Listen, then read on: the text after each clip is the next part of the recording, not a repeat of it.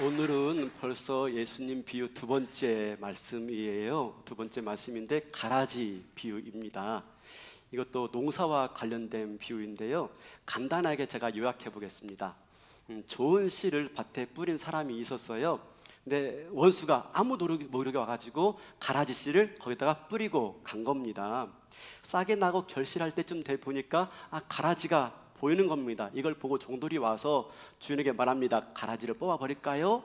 주인은 곡식, 알곡을 염려해서 아니 뽑지 말고 놔둬라 라고 말하면서 추수 때에 추수꾼이 와서 가라지를 뽑아가지고 구별해서 뽑아서 불살할 것이니 그냥 놔둬라 라고 말합니다.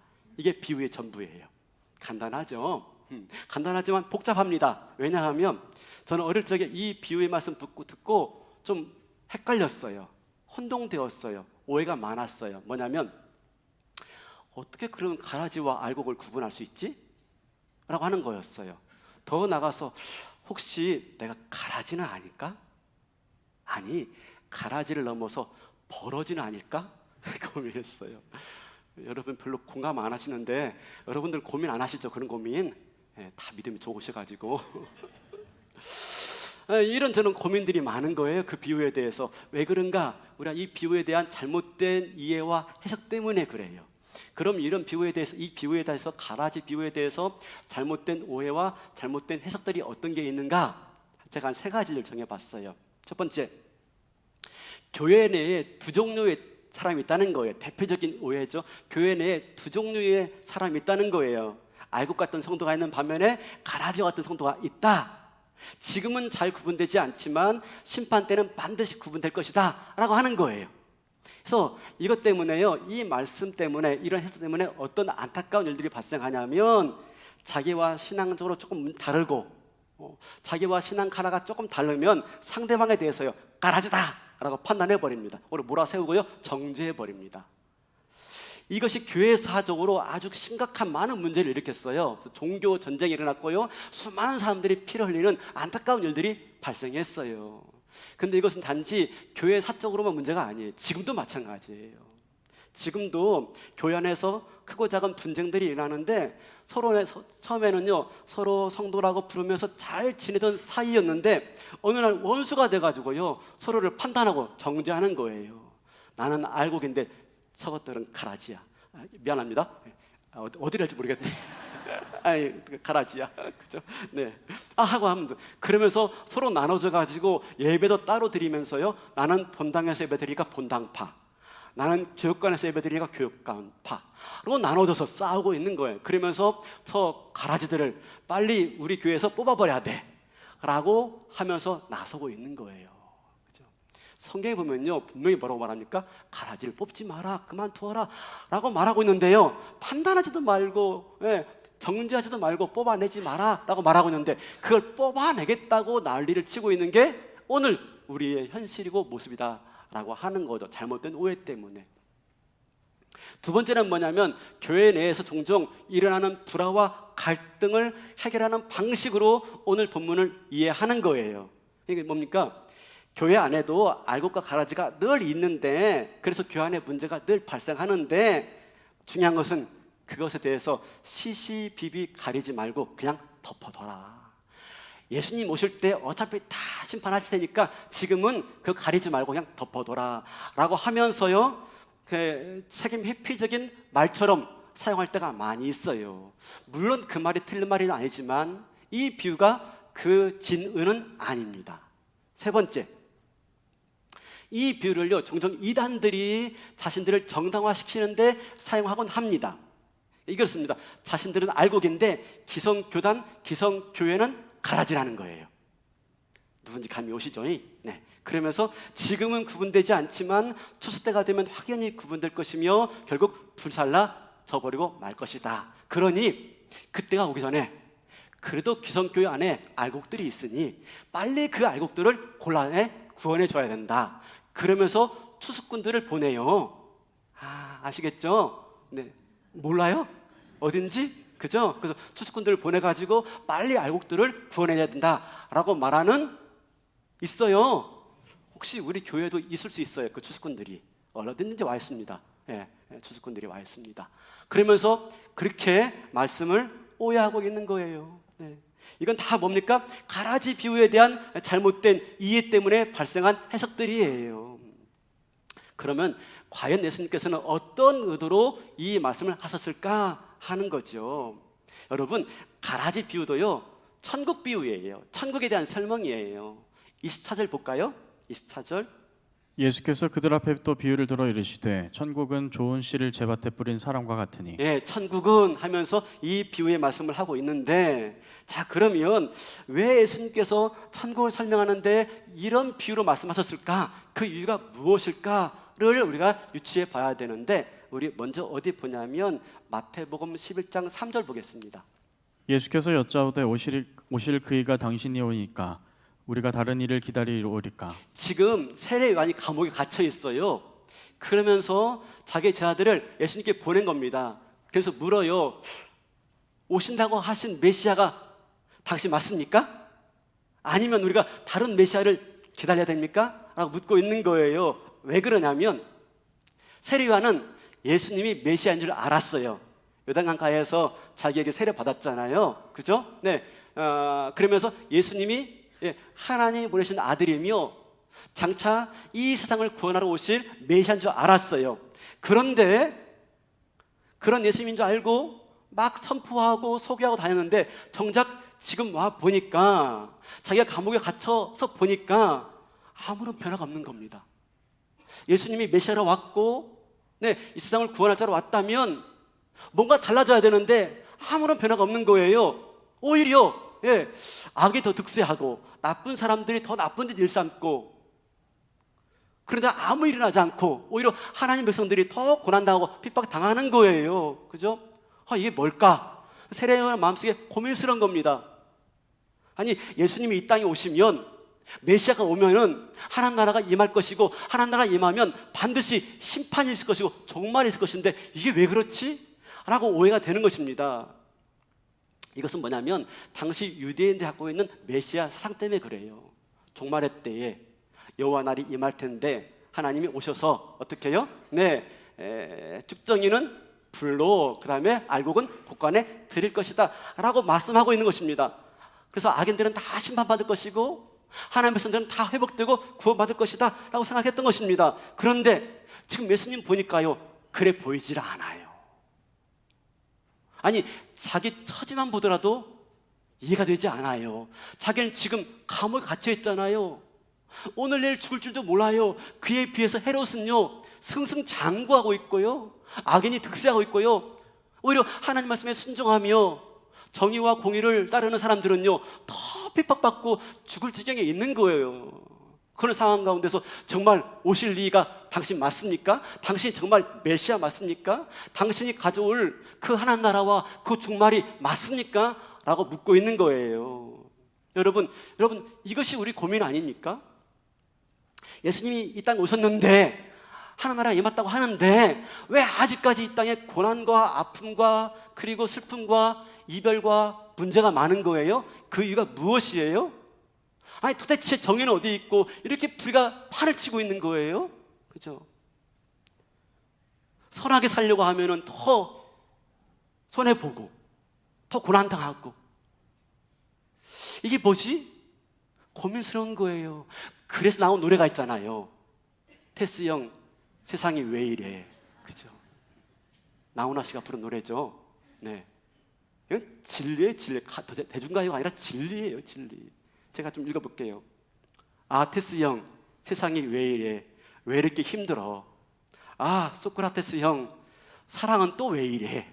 하면서 이해할 수 없는 세상에 대해서 지금 소크라테스에 묻고 있는 겁니다.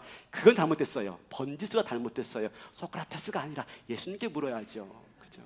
하나나라 둘은 몰라. 여러분, 이게 우리 고민 아니에요? 그죠? 이게 우리의 고민이고 세례요한의 고민이고 예수를 따르는 자들의 고민인 거예요. 여기에 대해서 예수님이 지금 비유로 답을 주고 계신 장면인 것입니다. 자, 그러면 예수님의 이 비유에 대한 해석을 좀 들어볼까요?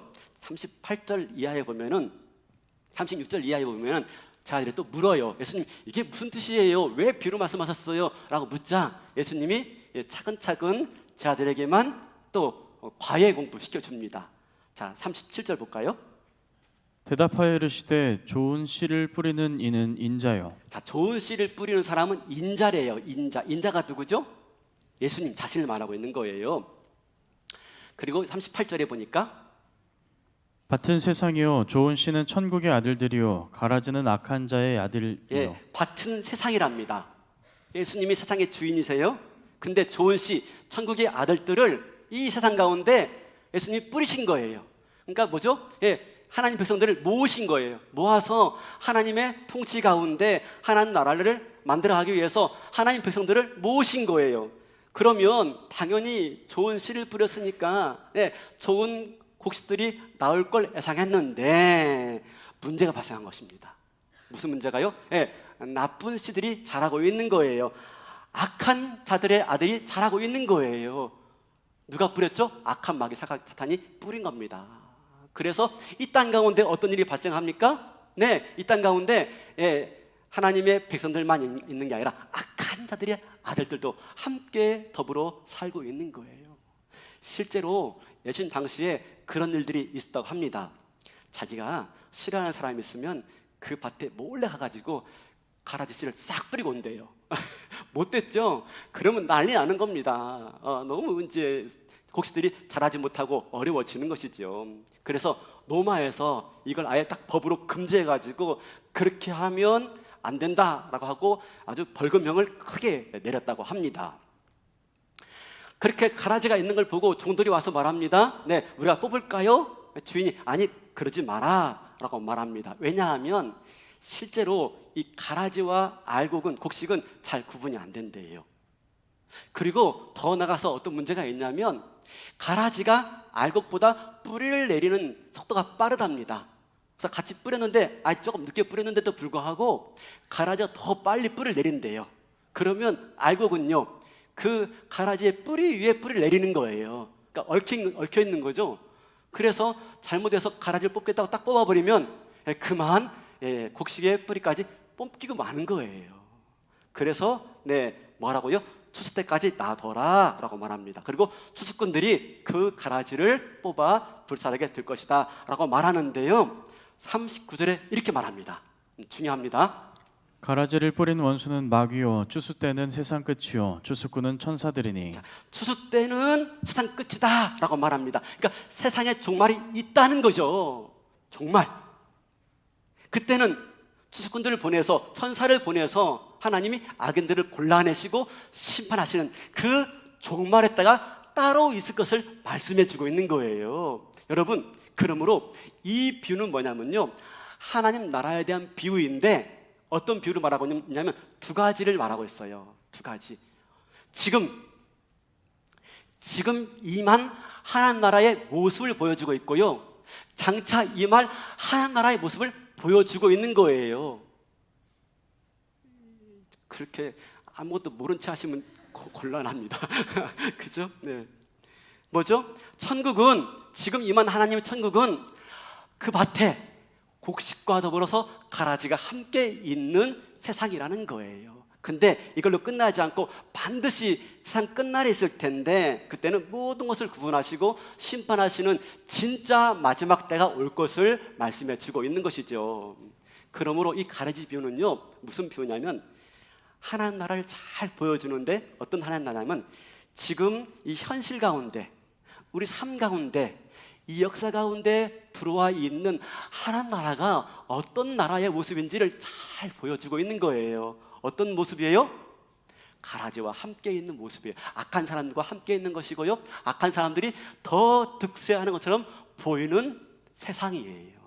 그래서 지금 임한 하나님 나라는요 완전하지가 않아요. 이상적이지가 않아요. 이게 하나님 나라야? 라고 할 만큼 어설프게 보이는 하나님 나라예요. 이건 이 세상에 임한 하나님 나라만 그렇게 말하고 있는 게 아니에요. 실제로 우리 교회를 봐도 지금 이 땅 가운데 임한 교회를 봐도 그래요. 교회를 뭐라고 말합니까? 하나님 나라의 모형, 하나님 나라의 모델 하우스라고 말합니다. 근데 교회 모습 보면요 이게 하나님 나라야? 이게 하나님 나라 백성들의 모임이야? 너무 실망스러운 거예요. 근데 그럴 수밖에 없다는 걸 말하고 있는 것입니다. 문제는요, 이게 끝이 아니라는 겁니다. 반드시 끝이 있다는 거예요. 언제? 추수 때가 있다는 겁니다. 그때 어떤 일이 발생합니까? 41절, 42절. 41절, 42절. 인자가 그 천사들을 보내리니 그들이 그 나라에서 모든 넘어지게 하는 것과 또 불법을 행하는 자들을 거두어내어 풀무불에 던져 넣으리니 거기서 울며 이를 갈게 되리라. 지금은 가라지와 곡식이 함께 자라나서 때로는 가라지가 곡식을 뒤엎는 일들이 있을지 몰라도 그때에 추수 때가 반드시 있을 것인데 그때에는 천사들이 갈라내어서 알곡은 곡간에 가라지는 풀부분에 던져서 살라 버릴 것이다 라고 말씀해 주고 있는 것이지요. 여러분, 그러므로 뭐가 문제입니까? 그때까지 이 세상 가운데 예수님이 이뤄놓은 이 세상 가운데 가라지와 함께 자라나야 된다는 괴로움이 우리 가운데 있는 거예요. 그것 때문에 세상이 왜 이래? 라고 하는 한숨 섞인 자조적인 노래가 나올 수밖에 없는 거죠. 이와 똑같은 비유가 13장에 또 하나가 있어요. 그게 바로 그물의 비유예요. 그물의 비유. 우리 볼까요? 47절, 48절이에요. 또 천국은 마치 바다에 치고 각종 물고기를 모으는 그물과 같으니 그물에 가득함에 물가로 끌어내고 앉아서 좋은 것은 그릇에 담고 못된 것은 내버리느니라. 그 밭에는 좋은 씨를 뿌린 밭에는 곡식도 있고 가라지가 있는 것처럼 그물에도 좋은 고기가 있고 나쁜 고기가 있다는 겁니다. 근데 문제는요, 좋은 고기와 나쁜 물고기를 고르는 일은, 나누는 일은 언제요? 배를 무태 대고 해변가에 끌어내리고 난 다음에야 좋은 물고기, 나쁜 물고기를 그제서야 가른다는 겁니다. 그러면서 뭘 말합니까? 하나님 나라는 마치 그물과 같으니. 그게 하나님 나라라고 하는 겁니다. 하나님 나라는 좋은 씨를 뿌린 밭과 같아요. 하나님 나라는요, 그물과 같아요. 그렇죠? 이것이 무엇이냐면 우리가 이것을 잘 이해하기 위해서 천국에 대한 한 가지 개념을 알아야 돼요. 이건 꼭 잊지 마세요. 아마 다 아실 거예요. 바로 천국에 대한 이중적 개념, 천국에 대한 이중성입니다. 적으셔야 돼요. 천국에 대한 이중적 개념, 하나님 나라에 대한 이중성이에요. 이중성. 이미 하나님 나라는 임했어요. 근데 아직 완성되지 않았어요. 언제? 종말에 주님 다시 오실 때 하나님 나라가 온전하게 완성될 거예요. 그때는 끝이에요. 끝. 이걸 잘 표현하는 영어 단어가 있죠? 우리 다 알죠? 보여주시겠습니까? Already, not yet입니다. 이미 임했습니다. 아직 완성되지 않았습니다. 이미 임한 하나님 나라는 어떻습니까? 가라지와 곡식이 같이 자라고 있는 거예요. 나쁜 물고기와 좋은 물고기가 함께 있는 거예요. 그 때문에 눈물 난다니까요. 근데 그게 끝이 아니란 것입니다. 언제? 나때 그때가 오면, 아직 아니지만 그때가 오면 하나님께서 선악간에 다 고르시고 심판하시겠다라고 하는 것이지요. 그러면 여러분, 오늘 이 말씀 가운데 우리에게 주신 말씀은 무엇입니까?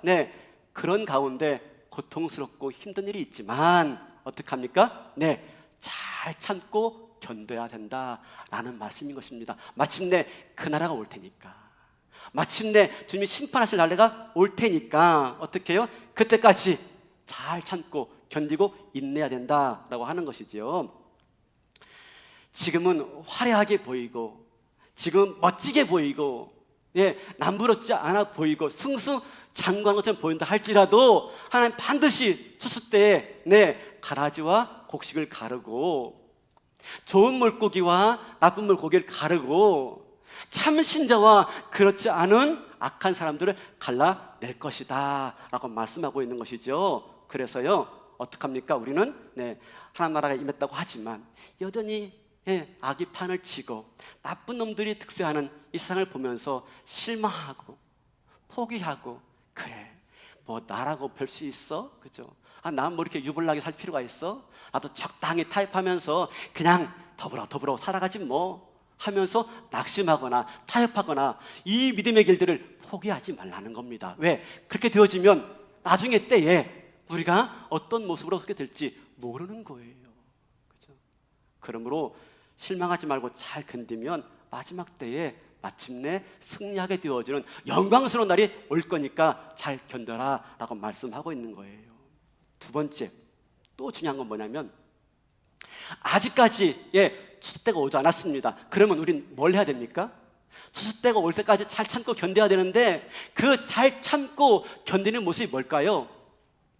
추수 때까지는 뭐 하는 시기냐면은 가라지와 알곡이 익어가는 시기예요. 익어가는 시기. 추수 때까지는요 구분이 안 돼요.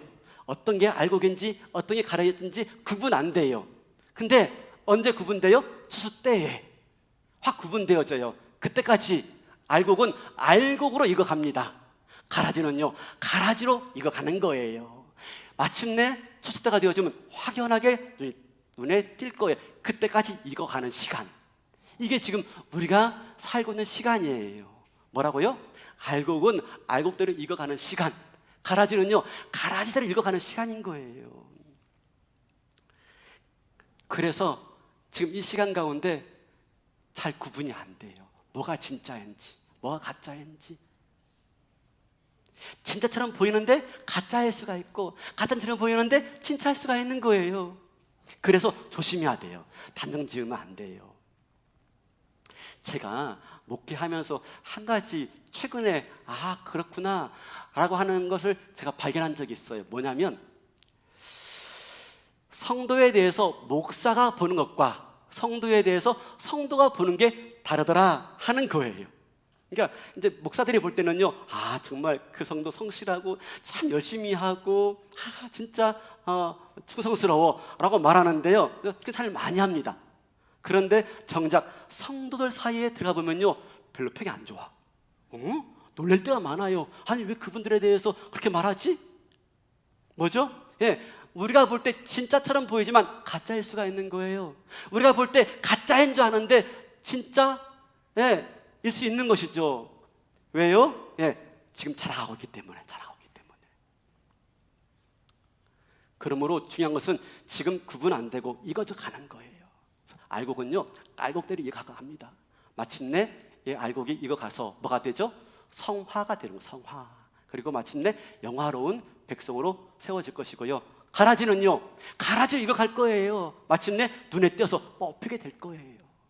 우리가 익어가는 시간입니다. 그러면 이 익어가는 시간 가운데 잘 견디고 잘 익어가게 해서 필요한 게 뭘까요? 구분이 안 돼요.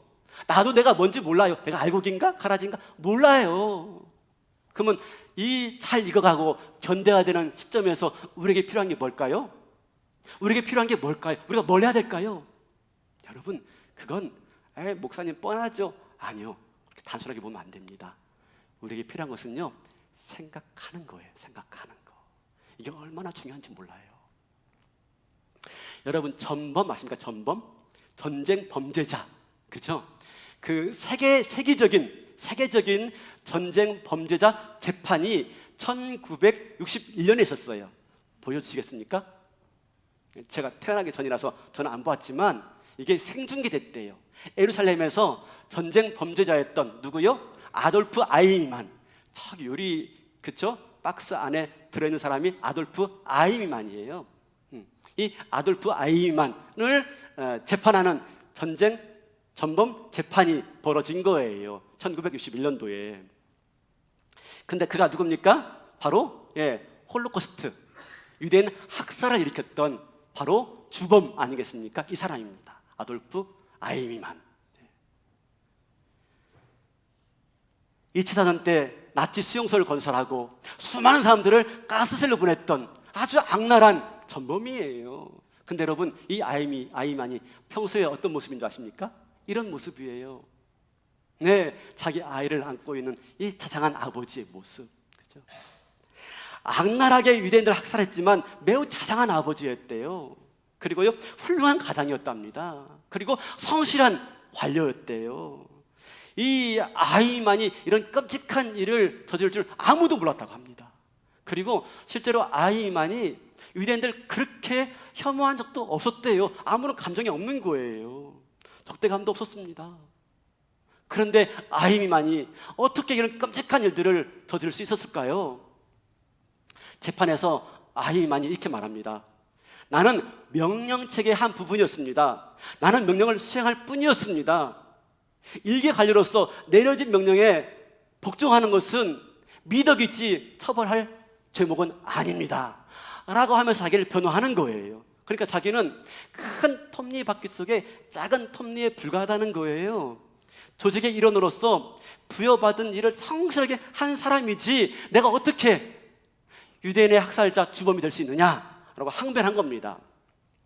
근데 마침 이 재판이 한 8개월 넘어 장장 끌다가 1962년도에 이 사형을 선고받고 형장의 이슬로 사라집니다. 근데 이 긴 재판을 하나도 빼놓지 않고 관찰하고 함께한 작가가 있어요. 사람이 있는데요. 그게 누구냐면 한나 아렌트인데, 한나 아렌트가 이 재판을 쭉 지켜보다가 한 책을 냈습니다. 바로 이 책이에요. 예루살렘의 아이만이라는 책을 낸 겁니다. 이 예루살렘의 아이만에서 뭘 말하냐면 악의 평범성을 말해요. 악의 평범성. 이게 뭐냐면 악이란 게 너무 평범하다는 거예요. 우리도 얼마든지 악인이 될 수 있다는 겁니다. 그렇죠? 아이만 보세요. 얼마나 평범해요. 얼마나 성실한 가장이에요. 예, 아이에게는 정말 사랑스러운 아버지 아니겠습니까? 그러니까 모든 인간이 태어날 때부터 선인과 악인이 따로 구분이 없다는 거예요. 그럼 무엇이 문제입니까? 아렌트는 이 책에서 이렇게 말해요. 생각하지 않음이다. 생각하지 않는 거예요. 한번 우리 아렌트가 아이미만의 책 보면서 책을 썼는데 이렇게 썼어요. 한번 읽어볼까요? 시작. 다른 사람의 처지를 생각할 줄 모르는 생각의 무능은 말하기에 무능을 낳고 행동에 무능을 낳는다. 아이만이 그렇게 극악한 전범이 되었던 것은 무엇의 문제라고 봅니까? 생각하지 않는 거, 생각하지 않는 거. 아이만의 근본적인 악은 수용소를 만들고 가스실을 만든 게 문제가 아닌 거예요. 생각하지 않은 거예요. 분별하지 않은 거예요. 주어진 명령에 그냥 무조건 복종한 겁니다. 그 결과, 생각하지 않은 결과 무시무시한 악을 만들어버리고 말았어요. 이게 아이만의 문제예요. 그러면서 생각하지 않는 것, 이게 문제라는 것입니다. 그게 악의 평범성이에요. 평범성. 아이만은 태어날 때부터 괴물이 아니었어요. 그죠? 단지 그는 생각하기를 멈추고, 그죠? 그냥 조직의 명령에 그냥 성실하게 수행했던 거예요.